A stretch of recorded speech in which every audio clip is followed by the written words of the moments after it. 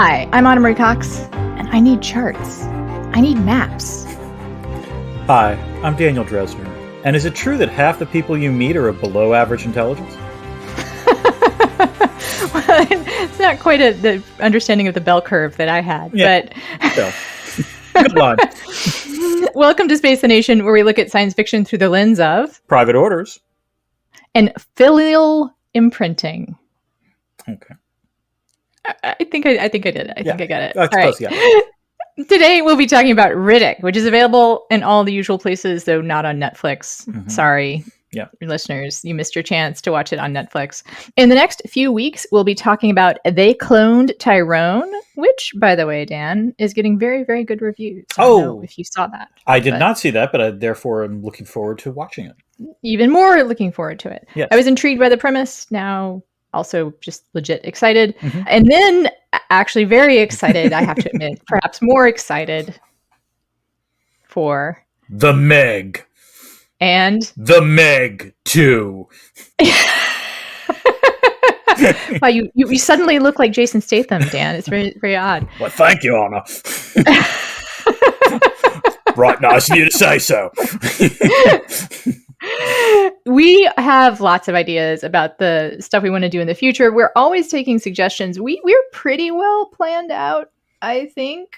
Yeah, but we're agile and tactically nimble, much like some of the characters in this film. So we can adjust if some new suggestions come running through.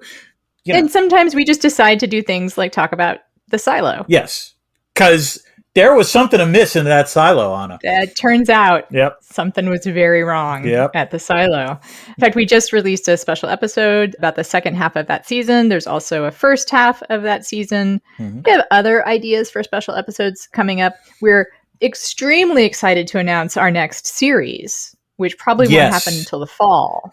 Right, because if the fall is appropriate to launch that series, can we say what it's called? Or oh, please. Do you want me to do it? Or you know what? You do the first half and I'll do the second half. Okay. Obama? Or oh bummer. Very good, Dan. Thank you. Yes. Although I feel like we have to somehow say it like Rush Limbaugh would for it to be like. Ooh, all right, hold on. Let me try that. Let me try this. I'm going to go for the Rush. I apologize if I get this wrong. Obama or oh bummer? That's very good. Although you also blew out my ears. I'm sorry. In which case, so the Obama or Oh Bummer series is going to be when we read books recommended by Obama, which we have already done just as part of what we do. And that's part of the reason why we've come up with this special series, because the truth is Barack Obama's batting average when it comes to books that we've read that he's recommended, pretty low. It's low. Yeah. And he has a type. That's the other thing. Yeah, I feel like he has the science fiction that also is like high, literature. That's the science fiction that he recommends. Right. It's the science fiction of I don't want to say I like sci-fi, so I will pick this thing. Or I don't like sci-fi like other people like sci-fi. Yes. I'm not like the other sci-fi fans. I'm not the other sci-fi fans. I'm a cool sci-fi fan. Which is sort of funny. I mean, we can just sidebar whole discussion of Obama. Perhaps when we read for the series, when we do Obama or Obama, the man himself. Yes, sure. Exactly. Yeah. If you would like to hear more of this kind of conversation, and if you've made it this far, you surely do. It's scintillating stuff. I mean, let's face it. You should become a patron of this podcast. You can do so by going to patreon.com/spacethenation. There are many benefits, including someday merch. But the thing that we usually tout the most is our Discord, because it is full of wonderful people who are super smart, who are not like your other sci-fi fans. No, they're the cool sci-fi fans. The cool sci-fi fans. Yep. Do all sorts of interesting things in addition to talk about science fiction. And then there's other stuff, Dan. What else do you get from being a patron? You get early access to our podcasts. You get access to our monthly AUAs. We send a newsletter out every once in a while. And also, it's become very regular, actually, Dan. Yeah, and also, if we get up to 250 patrons, there will be a special patrons-only episode about a topic chosen by you, the patrons, that Anna and I will discuss. Doesn't have to be about sci-fi. Could be about pretty much anything. Can't be about, we've barred video games and we've borrowed 9-hour films about the Holocaust. And what? Anything else? I think otherwise, TV shows. Yeah, TV shows. You can't. Also, TV shows about the Holocaust. Yes, that goes without saying. That's logic, Anna. Yes. Yeah. But if you want to, Middlemarch, for some reason, just won't do Middlemarch. But other than that, if we get up to 250 quickly, you could force us to do Barbenheimer, which frankly we might want to do anyway. So Yes, that is right. Mm-hmm. You can also reach us via social media. We are both on Blue Sky. Ooh, not like those other sites. No, it's a cool social media site. Yes. Yeah, Dan is also on the not cool social media site, Threads. Yeah. Okay, I'm just testing the waters out. Someone has to do outreach, Dan. Exactly. Someone has to do the outreach. Yeah. And you also have you have a few things that you do. Do. Oh, you're a professor somewhere, and then also, I occasionally write for people. I'm writing for Politico. I write for Foreign Policy every once in a while. And I also have a Substack. It's called Dresner's World, in which I now am just trying to make sure it succeeds, just for the sole purpose of goading Anna. Because Anna, understandably, and I can't blame her for feeling like this, thinks that Substack is eventually just going to disintegrate. And so I want to be the last Substack standing. And, I want that for you. Oh, thank you, Anna. Thank you. It's called Dresner's World. And Anna, I believe you have a website, and it's called www.annamariecox.com. Right. And you are also on Instagram. Yes. And you are also I'm on Instagram in addition to Blue Sky. And if you're interested in taking a writing workshop, I have my next one in the fall. Mm-hmm. It's a memoir and recovery workshop.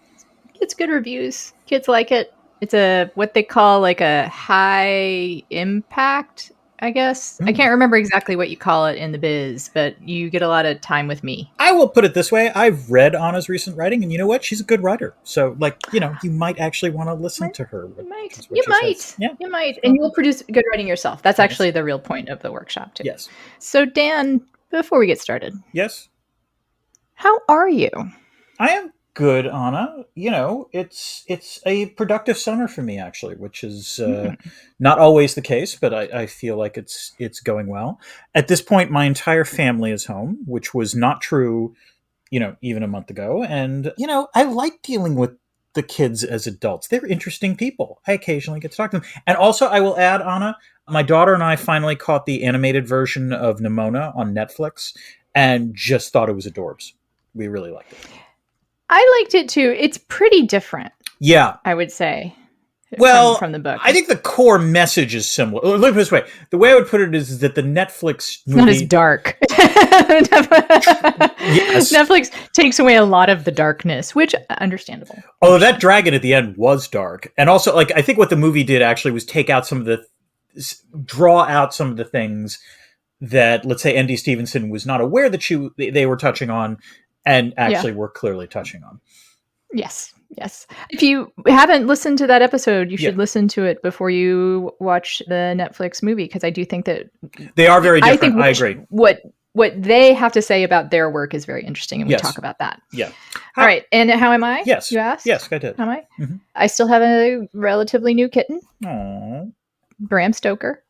And he's amazing. It is so good to have tiny animals in your life, except if they're human. I mean, I know you're into that, but yeah, to each his own. I'm over that at this point. Let's put it that way. Oh, yes, you are. Yes. Yeah. It is amazing to watch something with so much just joy of discovery. Aww. Right? Like everything is new and exciting. I got to say, that is also one of the perks of having a baby human also, because I'll take your word for it. Yeah, it's true. I'll take your word for that, That's Dan. True. Listeners, by the end of this series, I'm going to get Anna to actually like small children. I think if I do that, you will know that this podcast has made a difference. I thought you were going to say, I'm going to get pregnant. What? Say that again? I'm going to get Anna pregnant. You're going to get pregnant? By the end of this series, I'm going to get Anna pregnant. That's not what I meant. No. Yes. That's right. I've totally revealed my long-term plan to knock up Anna. But Yeah, sure. Yeah. Okay. Like small children. Yes. My big secret is that I don't hate them. I know. And that in doses, I'm actually pretty. You know what? You're like the cool aunt. That's the way you have to think about it. I am the cool aunt. Yeah. My only problem as an adult with dealing with small kids is that I'm not good at treating them like kids, but kids tend to like that. So, yeah, which is why the cool aunt thing works. And then if there's an issue, you hand them off to the parents. It's the great thing about not being That's right. Oh, love it. Yes. Okay. Yes. Now, let's talk about Riddick. Yes. Why are we talking about Riddick, Dan? Why? Anna, I know. I'm sure you might have been tempted to cancel this after having watched, or rather being forced to watch, the Chronicles of Riddick. But we're in too deep to stop now, Anna. I mean, for fuck's sake, that is how Hot Sci-Fi Summer works. If we are committing to a certain string of films, we're going to watch all of them. This is the third film, and I will say, I knew this in advance. It is much better than Chronicles of Riddick, if nothing else. We committed to Butler-Vember. Yeah, Dan. Exactly. And this, I will say, this was easier to get through than Butler-Vember. Yeah, let me put it this way. The 3 films in this series, compared to Butler-Vember, like, I can pick each of the films here. It's better than any of the Butler, even the Chronicles of Riddick is somewhat better than one of the Butler-Vember films. There is a worse Butler-Vember film than each one of these. Exactly. Yes, that's my point. That's the way. Yes, thank you. Yeah. And I will say, I do not regret Ridiculous Red Hot Summer. Yes. Ridiculous Sci-Fi Summer. I'm glad that I saw Chronicles of Riddick. It is, we'll save for the end a discussion of why that is. Yeah. This was okay. It was diverting. I didn't play Wordle, which was how I spent some of Chronicles of Riddick. And it's been a journey, and the friends I made along the way. And everyone's going home in the end. So that's, right. That's really good. Podcast. Should people listen to this before if they want to watch it? Will this podcast ruin it? I mean, there's a few twists and turns. There's one major plot reveal that is kind of, a bit of a surprise. But I know. But if you've seen the other Riddick films, you're not going to be that surprised. And if you don't want to see the other Riddick films, then really, you might as well listen to this because, there's no point in starting with this film. Let me put it that way. Yeah. And previous experience, I will say that the Chronicles of Riddick bombed so hard that I remembered it, how bad people, how badly it was reviewed. And so I had no desire to see this, even though Pitch Black remains one of my low-key faves. Right.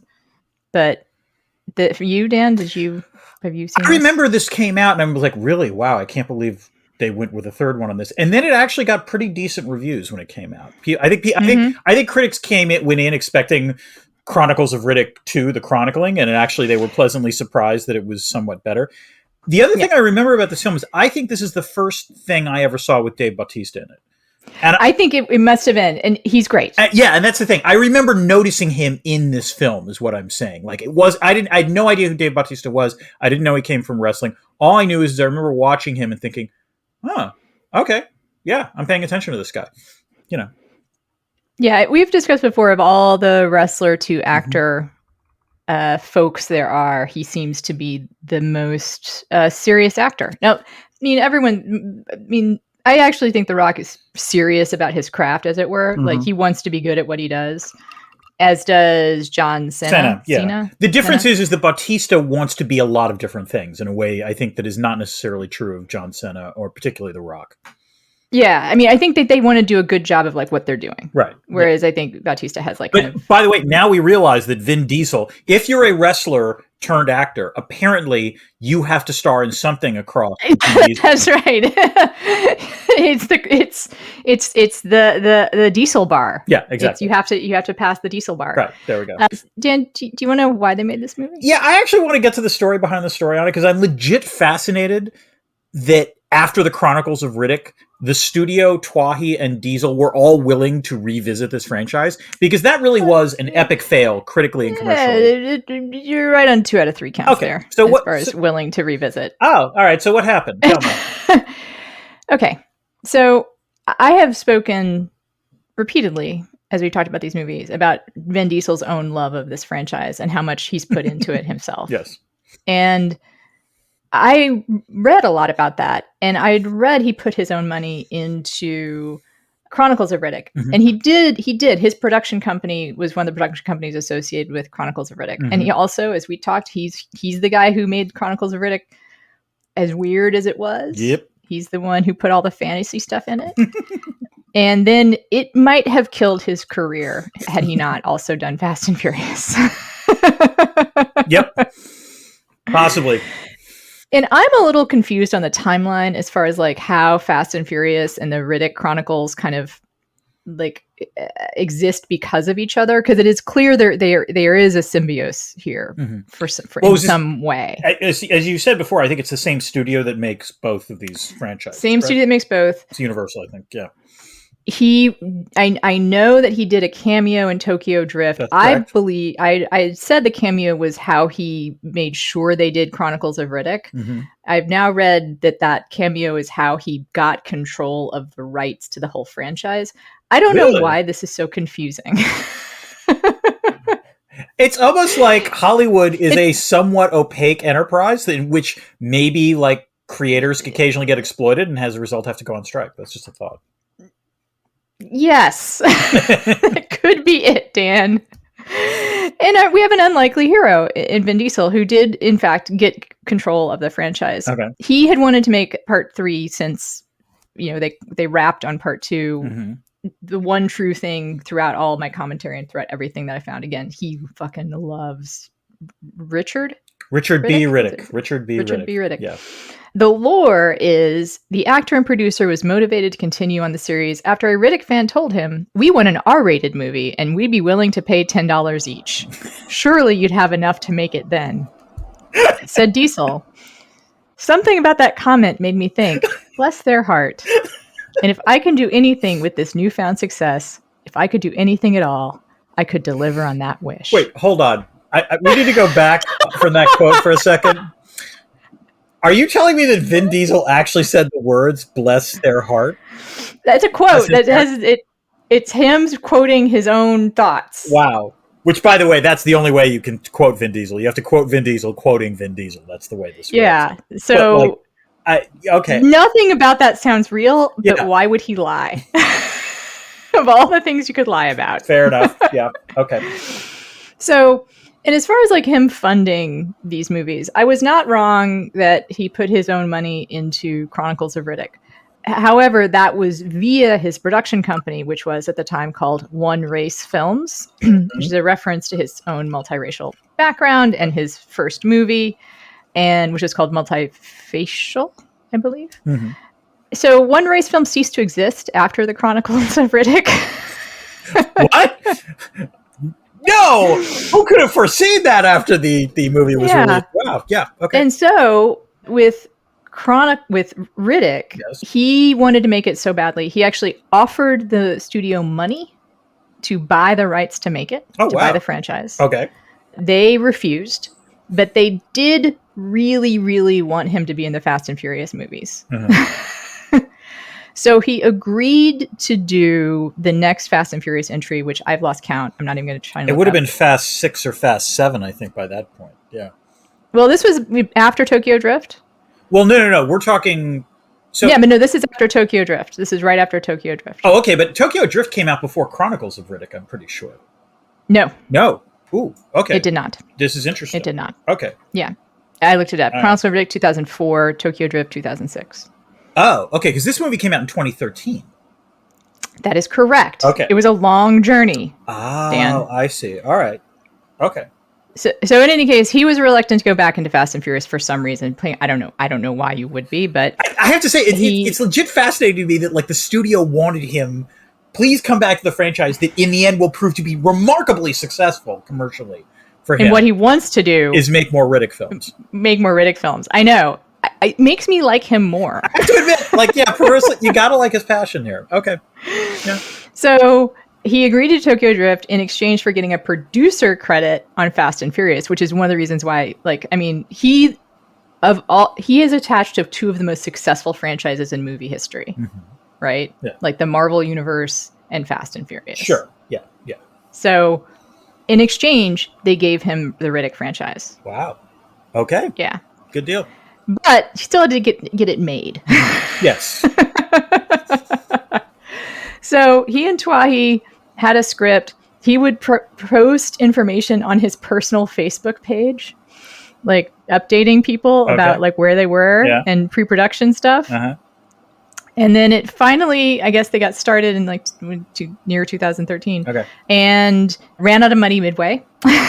And and he apparently mortgaged his house, or got a second mortgage on his house. As a result, Diesel individually funded the project himself, diverting his mortgage payments into production costs. I will never be able to convey the anxiety, the frustration, the fear I was feeling before making this movie when the funding wasn't getting to where it needed to get, to where the padlocks were being put on the production studio in Canada because we had insufficient funds to get going. I would feel more anxious about the fact that I'd mortgaged my house for the third film in a franchise in which the second film had bankrupted my production company. Maybe I'm hardwired different than Vin here, but I'm just saying, I love me some Riddick, but like, that is a hell of a swing. Props to Diesel. I guess what Arthur's saying is he says he'll never be able to convey the anxiety, frustration, and fear he was feeling. And what we're saying is you should have been. Yes. You should have been that scared. Right. He was actually, his sense of like fear, accurately right-sized. I'm just going to... totally. Yep. You should be that scared. So I have to ask, is there any like, if there was like a sci-fi idea, is there any sci-fi idea you would mortgage your house for? We got to think about this. I mean, book 7 of The Expanse. Ooh. Film adaptation. Oh, that's good. I might mortgage my house for that. And I haven't even read book 7. I feel like it's a somewhat safe bet. Like, I both want it to get made, and I think it would do fine. Yeah. So, because that's the key thing. It's not just making it; it's also it has to recoup your money. Otherwise, this one I also want to point out. He might have been scared, but he was also producing the Fast and Furious movies, so he's probably going to be fine. Yeah, that's fair. Okay, good point. So, but still, I think Vin might have a little gift of the gab in him. You know what I mean? Like, I think it's a dungeon master in him, right? He tells a good story. Yeah. Which is interesting because he's not terribly loquacious in these films, but yes. That is true. So it got made. It did better than the very low bar set by Chronicles of Riddick. There have been plans for a fourth since the third came out, much as with the plans for the third since the second came out. He, just again, I want to be loved the way that Vin Diesel loves Richard B. Riddick. That is what I want. In May 2022, it was reported that Twahi was, if we haven't already said, David Twahi, he's the writer-director of Pitch Black and Chronicles of Riddick, yes. Yes, and this. And this, yeah. And one other good movie, and then some bad ones. So in May 2022, it was reported that writer-director David Twahi was writing the film alongside the original creators, Jim and Ken Wheat, famous for In the Battle for Endor. Oh, right. Yes. Yes, the Star Wars Battle. The Ewok movie. And that they've completed it. They've completed the script, and Vin Diesel posted on Instagram that they were in pre-production. Yeah. You know, I wanted to be a little cynical about this, but man, he wants something. Vin Diesel actually makes you a less cynical person. I mean, you know, again, it's not like everything he does is good, but he clearly believes in it. That's the only way I'd put it. Yeah. And I would totally play D&D with him. Oh. I would. I really would. I bet he's good at it. Yeah. I think that's, you know, he probably elaborates on the truth a little bit. I don't know if I believe the story about the young fan coming up and asking for an R-rated movie. That does have the whiff of, like, you know, the Donald Trump, like, grown man crying in front of you kind of thing. But sure. Yeah. Okay. Whatever. But I understand where he's coming from when he was trying to convey some passion. Anyway, we should talk about the movie. Yes. It is better than the last. And we have a section next called Chekhov's What's It? Yep. This is the thing that appears in the first act of a film that might wind up being somewhat relevant later in the film. I have Chekhov's Mud Demons, which the reason I'm using that name is that is the Wikipedia description of what we see in the first and third acts of this film. Are they the same animal? They are. Yes. I know that sounds weird, but I was looking at them. It's the same thing with the weird tail and the scissors. To them, right? come the third act, yes, we'll talk about this in the plot. I've got this in the plot. But he's immune to them, so why is he so worried about them? Because there were a lot of them, and they could have killed him by impaling him. I mean, like, you know. Oh, or biting him. Yeah, I mean, like, they weren't just going to poison is one thing that they can do, but like, there's a lot of other ways. They can kill right. Good point. All right, mud demons. I have Chekhov's box. Yes, Chekhov's box. That's entirely appropriate. Very loudly declared. Yep, Chekhov's box. The box gets talked about a lot, so that's good. Yeah. All right, Dan. Let's talk about the actual film. All right, let's get to the plot. Act 1: A legendary bad day. It's safe to say that Riddick has had better days.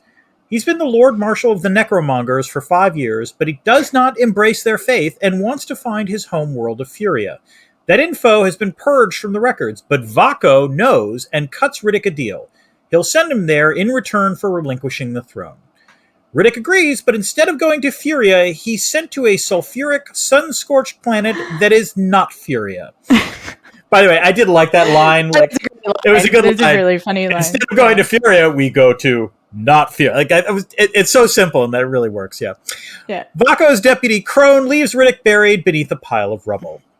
Riddick recovers from his broken leg and gets the lay of the land, which mostly consists of edible eels, vulture-like flying animals, packs of jackal-dog hybrids, and giant venomous scorpion-like water-dwelling mud demons. He scans a more promising savanna to explore, but has to get past some of those said mud demons. He befriends a baby jackal that I'm going to call Space Rex, Anna, and immunizes himself and the dog against the mud demon's venom. He then kills the demons, and he and Space Rex move on to the savannah.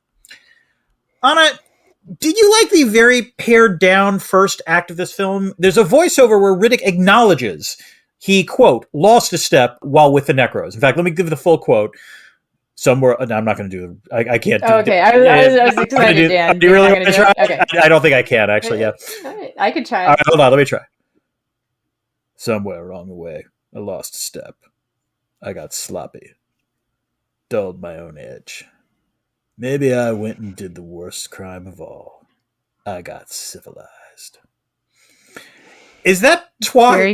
Was that okay? Sorry.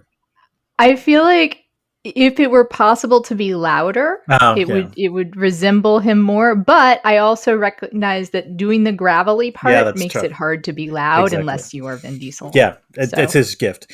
Is that Twahi indirectly acknowledging that the previous film was perhaps too self-indulgent? You know, I thought it was a rather elegant way of resetting. Yeah. But you have to wonder, what did they think they were going to do after Chronicles of Riddick? Fair point. Like, were they going to have a series of just like Riddick, King of the Necros? You know, like, was he going to? They're going to become the good guys? I mean, they painted themselves into a corner for sure, and I actually think it's weird that that's the way they ended that movie. I think this movie ends in a wild way too. Yeah, but I like the way this film sets up if there is a fourth film, this film sets it up with some degree of grace, is the way I would put it. This ending is wild and I like it. Yeah. But that ending was not wild and I didn't like it. No. It was just like weird. I mean, it was just like, you're just going to have he's going to be the other problem. Yeah, like, let me put it this way. I was glad they got rid of the Necros. Like, that was the right move. Just for a whole variety of reasons.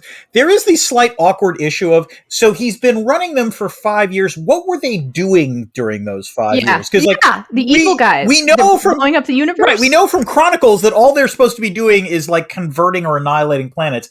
Riddick's a bad guy, but I don't quite see him going that far in that direction. So yeah, I'm kind of wondering, like, what has the fleet been up to for the last 5 years? Yeah, that's what I mean. Like, what did they think they were going to do with him being king of the bad guys? I don't know. And like this is what turned it into you know what? He's going to make it a Habitat for Humanity Foundation. Like, he was going to go through Fair enough. He's going to do Jimmy Carter. Mm-hmm. Okay, sure. Repurpose all that necromonger magic. Mm-hmm. Go back, rebuild the planets. Who knows? I mean, seriously, they didn't think it out. They decided to go back to the different universe that the first one existed in. Which was the right move. I mean, let's be honest here. Yes. Like that, this is a stripped down film. It works far better. There's no magic in this movie. Yes. Suddenly magic. We're back to having no magic. Also, no aliens, which is good. Like, they got rid of the whole elemental thing, which was just Also a bad move. Like, just keep humans in this. That makes total sense. Would have been very, very strange for Judi Dench to show up. That would have been hysterical if they'd both been marooned on the planet. That is a very different film. I actually would want to watch that film at least once, but I don't think it would be as good as what we actually did. I was curious if you also thought that the voiceover sounded like it was kind of cut and pasted from some noir movie. A little bit, like it. Let me put it this way. This is. Obviously not totally, but it sounds like it wants to be a noir. Yeah. Someone. All right, wait. I got. Oh yeah, try it on. Some wanted to put a crown on my head. Some wanted to put a noose around my neck. Yet again, someone was trying to play me. So yet again, we play for blood. I'm sorry. I'm laughing because your vote. It reminds me of there's that 30 Rock scene where Liz is like trying to act like Jack, and he's like, wear better clothes. And then she's like, nope, I screwed up. I'm Batman now. That's what.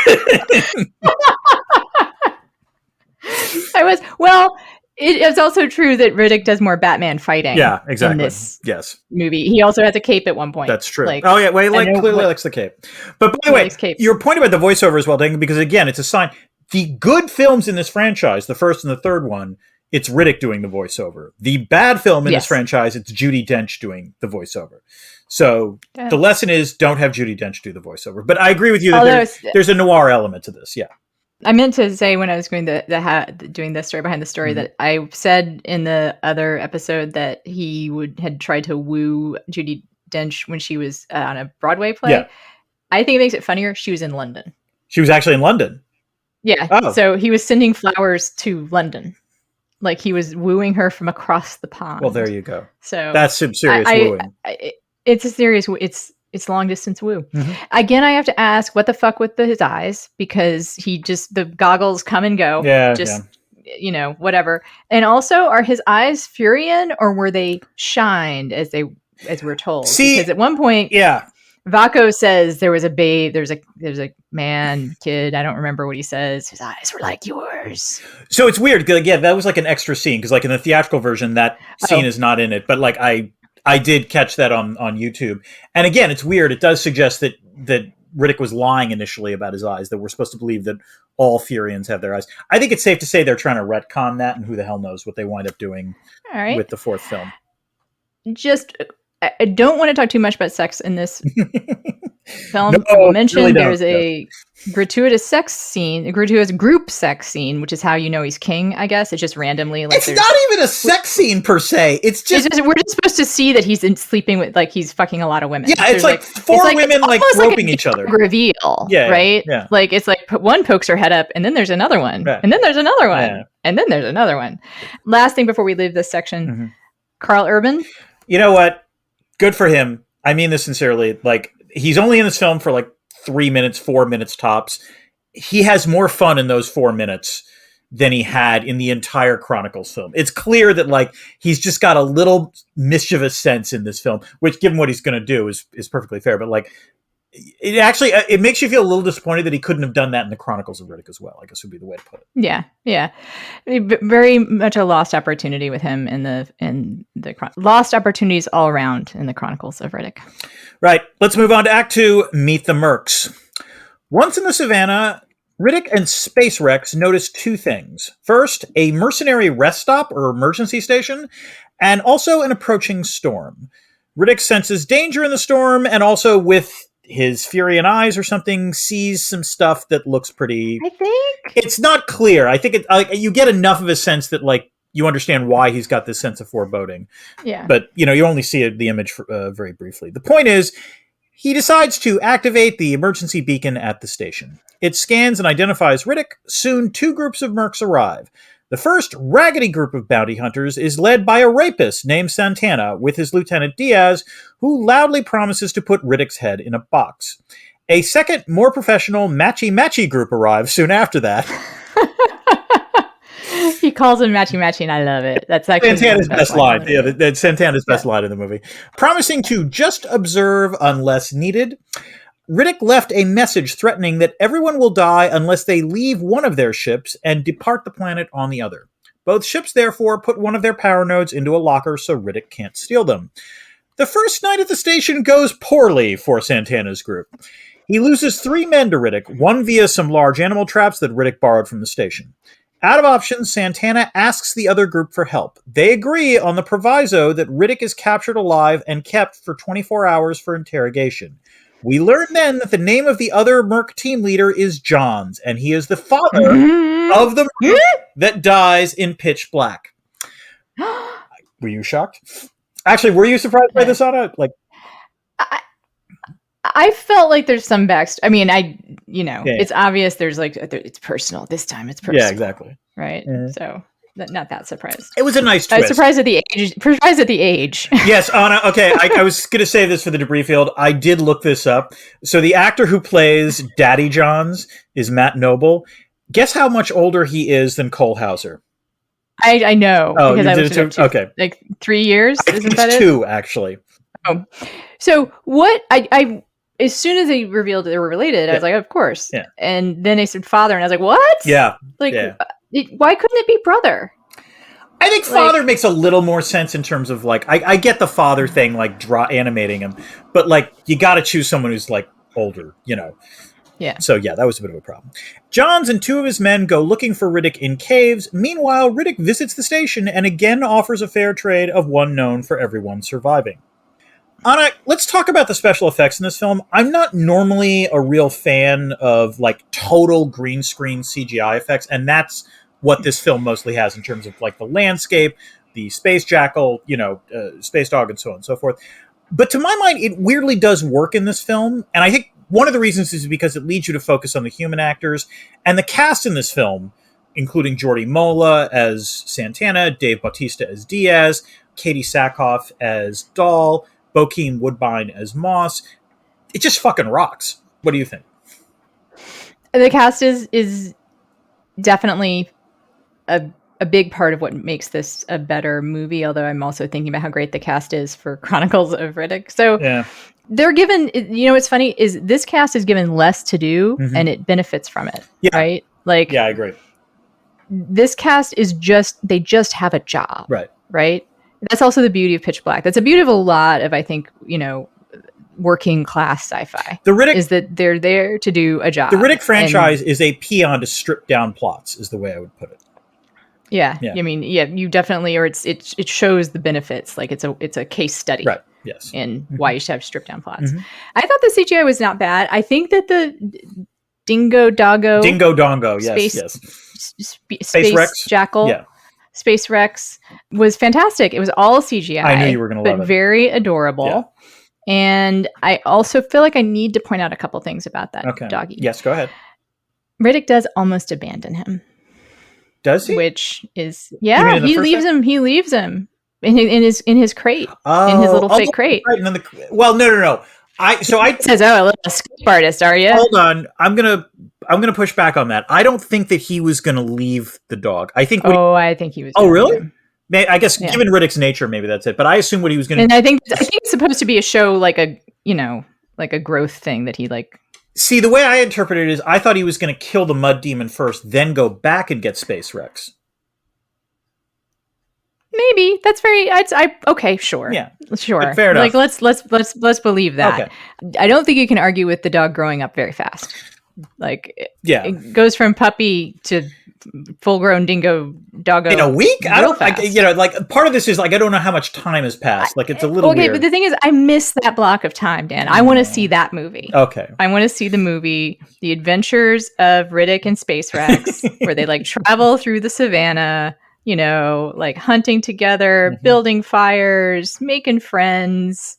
I think that would be a decent little, a good short film. I will say my favorite CGI moment is when Space Rex has the pistachios balanced on his nose, and he's like, "Stay, okay, now you can eat them." And it's a great little CGI moment. It was lovely. Yes. Yeah. Good job. Yeah. Good job. That that was a good use of that form of CGI. I agree. Non-gratuitous. Right. And in fact, another argument for restraint in this franchise is I think also the creatures benefit from that. You don't see the creatures very closely. I mean, you see that they have a couple big battles in the beginning. Right. And then There's the big one at the end. Yeah. Yeah, but I think that's economy. That is a good watchword for the Riddick universe. Yes. All right, let's get to Act 3. You're not afraid of the rain, are you? Spooked by Riddick's message, Santana decides to open up the locker to see if he stole the nodes. This leads to a fun Mexican standoff where everyone else wonders if Riddick had stolen the nodes and booby-trapped the lock. Turns out that he hadn't, and the nodes are still there, but not for long. Riddick breaks in, takes the nodes, and buries them in the savannah, freaking out Johns' man Moss in the process. He then contacts the mercs and proposes a parlay. Santana, Diaz, and Johns go to meet him. Riddick again offers the trade. He's really persistent about this trade. Santana tries to shoot him, but Space Rex grabs a bite of Santana. Johns has Sharpshooter Doll take out Riddick with horse tranquilizers, while Santana, unfortunately, has Diaz kill the space dog. Anna, do you have thoughts about that last part? Bad. Very bad.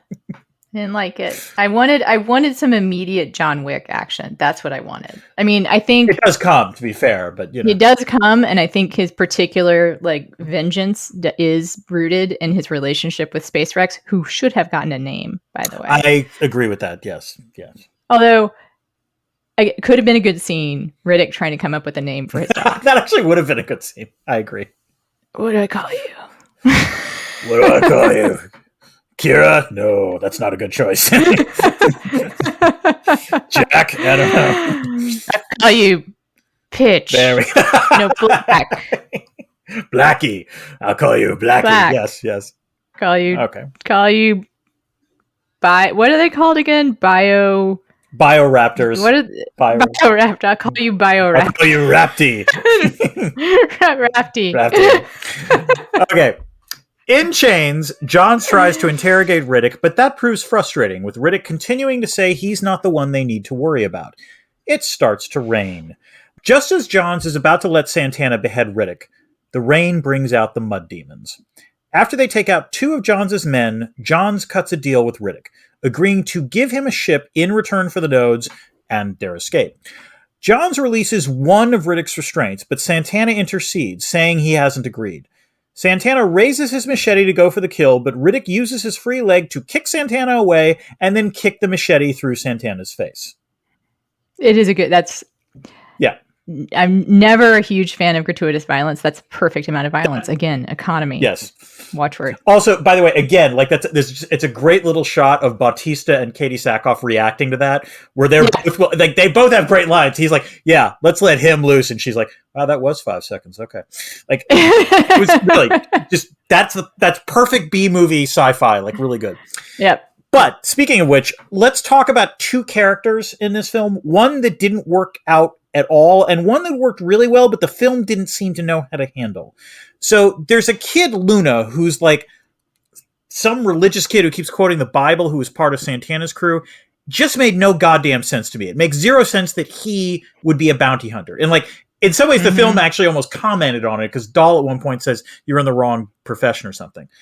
Dahl, on the other hand, played by Katie Sackhoff, was a hoot and a half. But the film treats her just a bit weirdly. Or to... Weird? Well, to put a finer point on it, Anna, is this film just way too casual about rape? It's pretty rapey. Yeah. In the 2 places it can be rapey, it's rapey. Yeah. I knew that, I remembered it from the first time I watched it, but actually what almost disturbed me as much as the first scene where, Santana's ship lands, and then he tells Luna, cut this woman loose, and it's clear this woman has been chained and raped by Santana. Yeah.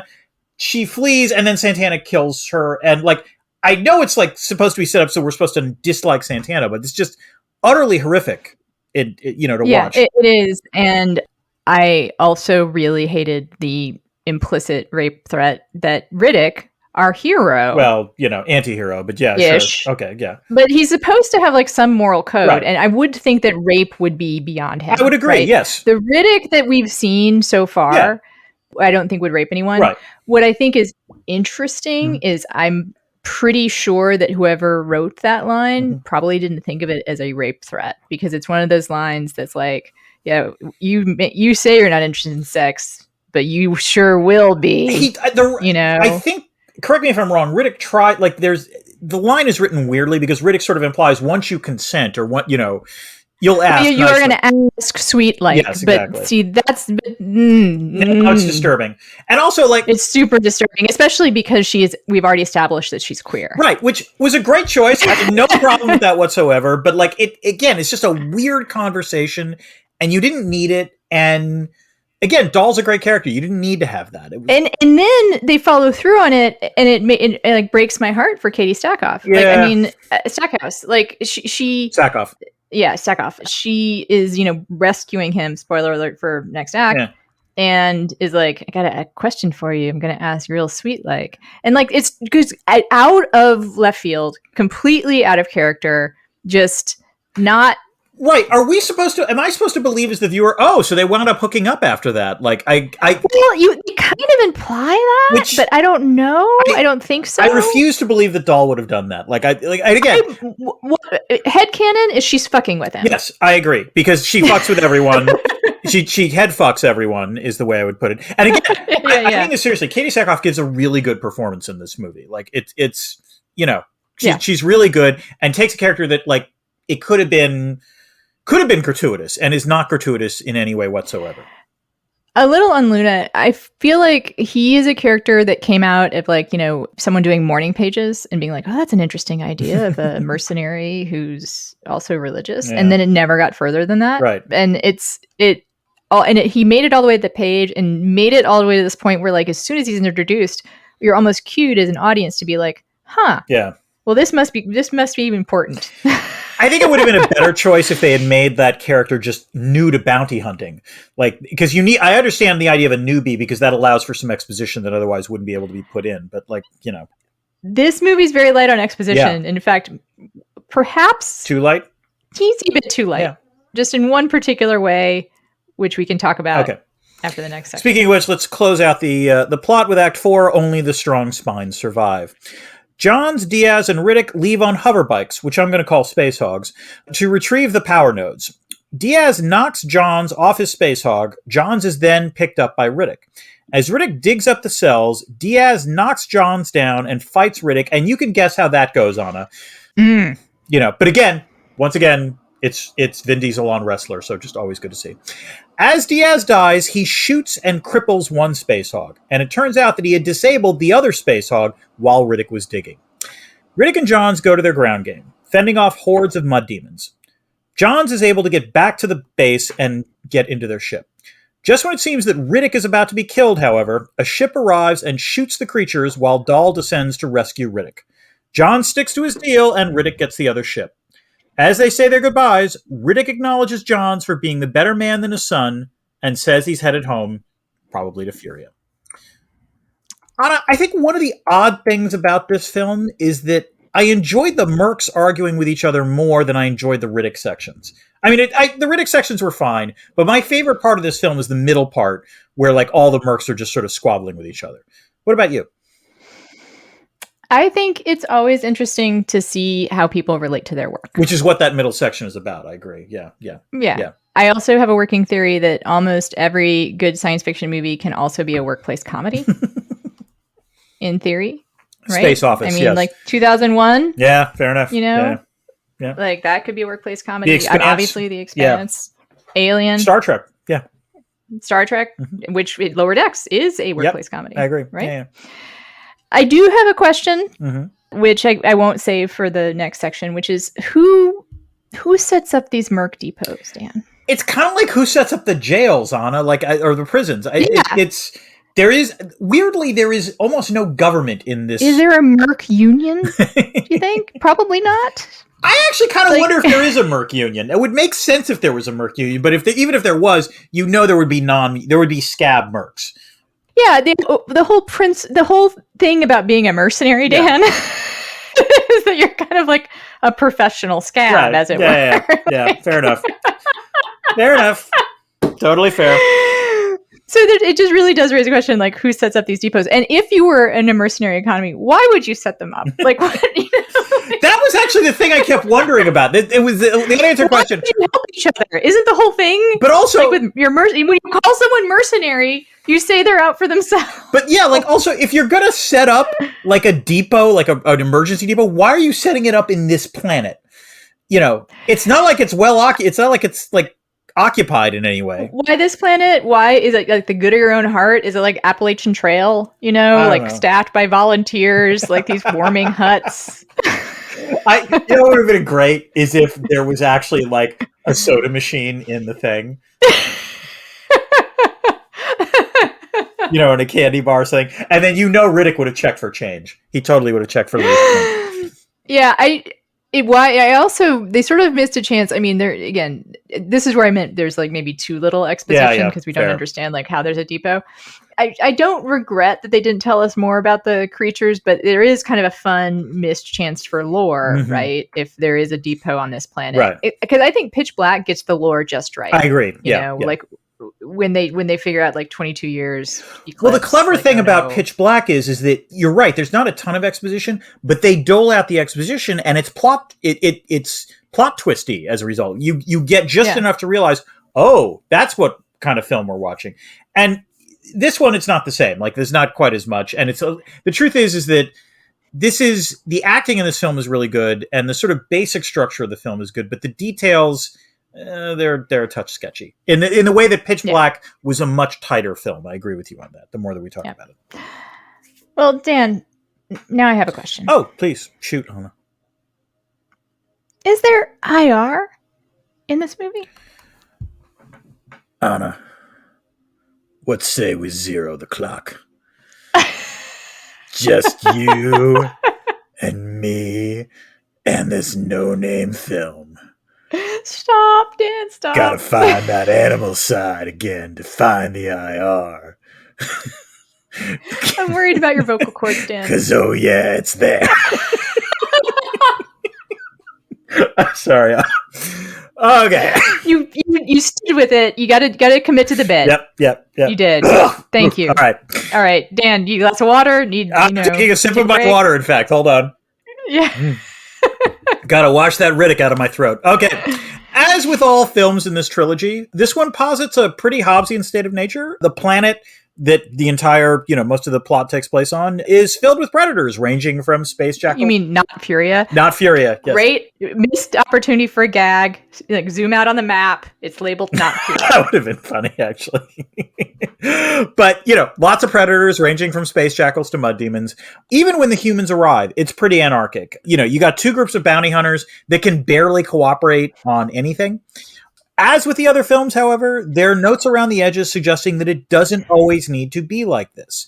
So actually, what was interesting was Moss chiding Johns when Johns hits Riddick.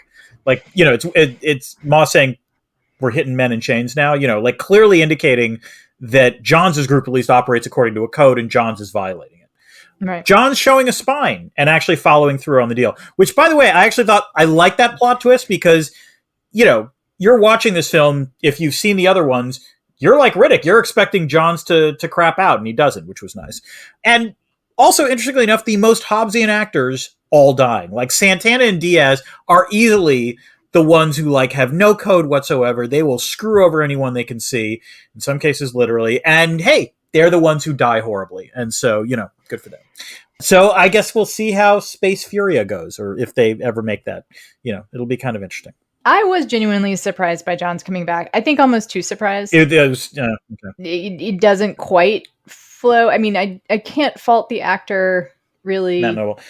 The problem is what they don't do, and I agree with you on this. The problem is if you remember when Riddick is digging, he's telling Johns what his son did. He's telling Johns what his son did in the first movie, and he doesn't quite believe it. And part of the problem is that what the movie doesn't do is show anything that would cause Johns to realize, oh, I guess Riddick's telling the truth. That's the problem. I agree. That's what you need. And I think also you don't see a shift where he thinks you know what, maybe my son wasn't a good guy. That's what I'm trying to say. And maybe Riddick is or maybe at least Riddick is a more complex guy than I had understood. Or more complex guy or someone that I should care who lives or dies. And maybe that was, I mean, it would have been hard to do, but I think that's where, like, you know, you actually spend a couple more hours and figure out, is there like 2 more minutes of the film that you could do? Because again, props to Twahi. This is a short film. 9 years making this film. What? Yeah. But also, you spent 9 years making it. Right. But also, this is not a long film. Like, you could have added 2 minutes. It's not, the film does not drag in any way. What I'm saying, like, is like, I mean, I don't know if your reference to 2 more hours is like, you know, just a little time thinking about it in the script room. Yeah, that's it. Yeah. Like, they had a lot of time to think about it and the choices they made. So here's the thing: as much as I kind of find them endearing, Twahi and Vin Diesel, like, there is a limit on their talents. Right. Like, you love their passion. You're just not sure there's always the follow through on the passion. Yes. It's just like they need some other people in the room. Yeah. They need someone to... They need adults in the room. Yeah. They need adults. They need just people who are better at the crafts that they're doing. Right. And I now really want to meet and talk with Vin Diesel at some point, and I don't think he takes criticism well, probably. Anna, I want you to meet Vin Diesel. Let me put it that way. I very much want to see, like, please take a selfie if this happens. I desperately want to talk about craft and D&D with Vin obviously. Diesel. Yeah, and D&D, and you know, maybe he should take my writing workshop. Just I'm saying. There we go. Yeah. Anna, get some insight on character. I have a question for you. Is there a critique of capitalism in this film? Dan, I'm going to ride this critique of capitalism like I stole it. Which is to say, in fear that I will get caught because I don't know what I'm doing.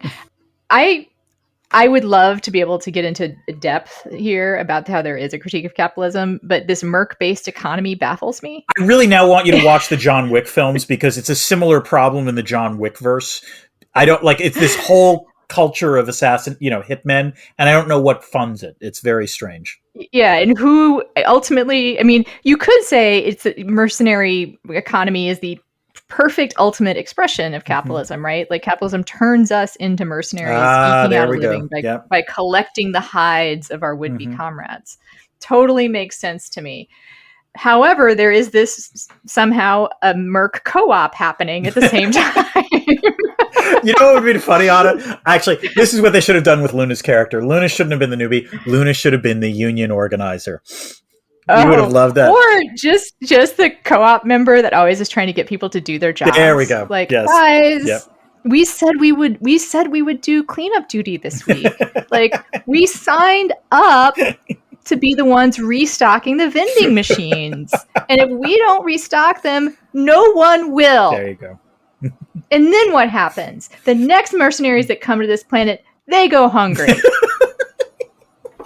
Does anyone want that on their conscience?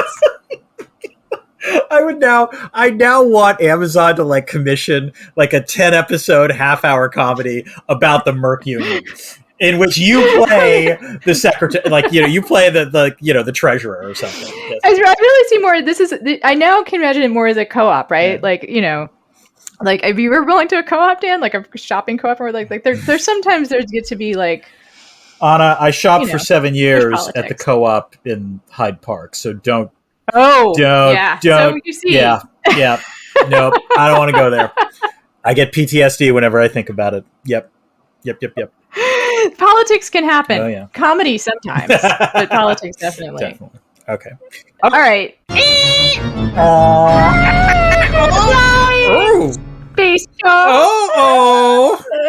Poor Space Rex. I feel bad. Yeah. It's time for Discordant Notes. This is where we take questions from our patrons that they posit on the Discord channel that we then answer in right here now. Exactly. The very section that we're about to do. So this question comes from Doug O. It's a very simple question. How do you unjinxolate your fucking janks? Which it's a good question. Yes. It is. The script is not good, as we've established. It has moments of brilliance, and then mostly pretty workmanlike. What I respect about this script is that they don't go too hard on this joke, and they just leave it there. Yes. Like, it comes up a couple times, but it's not really explained. Because you can't explain it. Yeah. It's just like somebody who I think doesn't understand that, like, Jinx doesn't have like a past participle or something. Like, I don't know. Like these are not though. Actually, what sign. is weird, by the way, like this is a little odd, which is the character that says this is like clearly supposed to be like a blue collar guy, like, not yet. Yeah. And then he's the one who later on says, I could explain like thermodynamics to you in terms of like why the power nodes don't work with different ships. And I actually loved that he got to do that, but it was slightly I love that line too. See, this is I'm lost by power of speech. Oh, okay. Just momentarily left me for a second there. That's okay. What happened. Riddick does that. You know what? My Jinx got Jinx. Your Jinx got Jinx. So unjinxolate your Jinx. Go ahead. Yeah. All right. Oh, wait, hold on. We didn't answer the question. Oh. How do you unjinxolate your Jinx? I think the answer is you don't taunt Riddick, frankly. Like, it's pretty simple there. Yeah. Yeah, I think not. I think believing Riddick also, except I guess, well, no, yeah. He was honest. Again, say what you will about Riddick. Riddick was very clear throughout this entire film. There's 2 ships coming. Just give me one, and that's fine. Like he makes this deal 3 different times, and they keep not listening. So you know what? They jinxolated their Janks, is what I'm saying. Yeah. How often does that happen in IR, Dan? That an actor of good faith just like comes up and is like, I want to make a deal. No, seriously, I want to make a deal. Nope. Come on. Want to make a deal. Yep. It's bad. Not often, I'm guessing. Well, let's put it this way. It's unusual when they keep saying, I want to make a deal, and the guy saying, I don't want to make the deal keeps screwing himself over more and more and more. Although, you know what? I got to say, Vladimir Putin right now, kind of dealing with that, so you never know. We'll see. All right. It's pieces. I don't. Demons. It's mud demons. Yeah. It's mud demons. Mm-hmm. Pieces. Mud demons. There we go. Debris field. Dan, this is where we talk about the stuff we haven't already gotten a chance to talk about. Do you have anything? I have 2 things. Just 2 small things. Okay. What do you got? Yeah, I got a couple. Okay. Go ahead. I'll start. Yeah. This is the part with Carl Urban at the beginning is a little ludicrous. It is very funny to see like the high fantasy, character and then Riddick interacting. That it really puts to the forefront like how bizarre those 2 things are together. It again reminds you how bad Chronicles of Riddick was, I think is the problem. Yeah.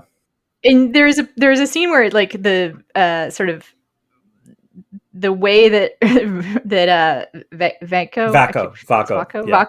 talks briefly goes into Riddick speak, and where he says, "We dropped from the sky and did what necromongers do." Okay. Just laughed out loud. Again, it will make you feel better to know that in the theatrical version of the film, that scene is much shorter. He doesn't. That speech is cut. Yeah. That's just. It's just like we were real high fantasy, and then all of a sudden, like, dude. Not Furia. We dropped from the sky and did what necromancers do. Necromongers. Right. Necromongers. Necromancers much different. Very good. Yeah. Should not confuse the 2. True. All right. This is going to sound weird. There's just a very brief, like I assume a shout out to Chronicles of Riddick, because at one point one of the mercs says, we should have just done this with a 4-man crew. And which is something that like Riddick says in the beginning of Chronicles of Riddick, saying, why did you came in light with a 4-man crew? I assume that was conscious, and I actually thought that was kind of witty.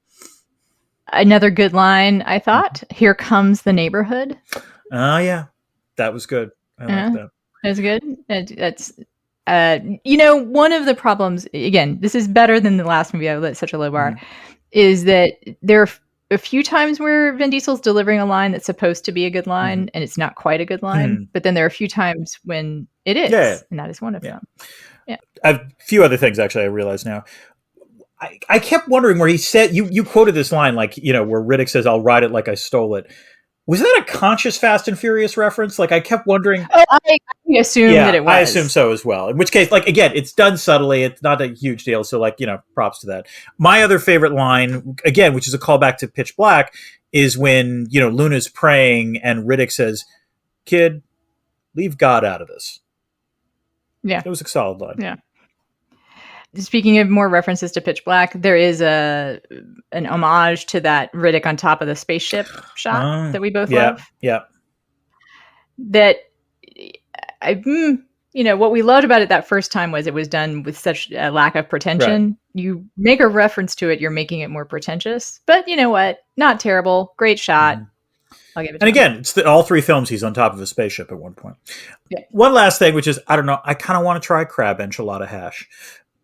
I'm kind of curious about that. And again, it was a protein waffles. Yes. And crab enchilada. I want to have the food in the Riddick verse. But again, this is a cheap joke, but it worked. Where like he like sniffs it, clearly doesn't like it, tries to sell the space Rex on it, and Space Rex pees on it. Like that was a quality cheap joke.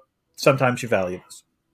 Do you ever try to get Mimi to eat something by pretending to eat it yourself? No, because Mimi's extremely discriminating.